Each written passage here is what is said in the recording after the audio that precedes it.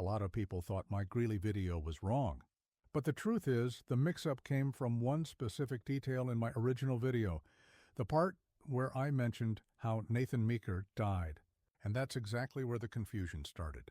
My original video was about Greeley, which began in 1870 as Union Colony founded by Nathan Meeker.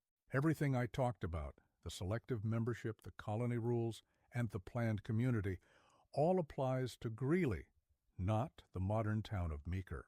Because I mentioned Meeker's death later in the video, a lot of viewers instantly connected what I said to the town of Meeker instead of to Greeley.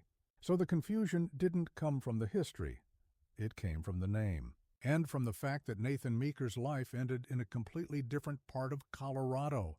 Here's the simple version. Before the town of Meeker existed, Nathan Meeker worked at a government agency in what is now western Colorado. There were disagreements between him and members of the Ute community about changes he was trying to enforce at the agency.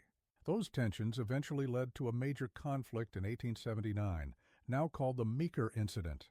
Nathan Meeker lost his life in that region, and years later a new town was built there and named Meeker in his memory.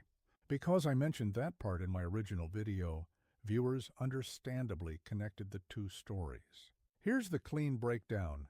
Greeley, Union Colony, founded by Nathan Meeker, established in 1870, a selective idealistic settlement, the topic of my original video. Meeker, Colorado, not founded by Nathan Meeker, created after his death, named in his honor because he died in that area.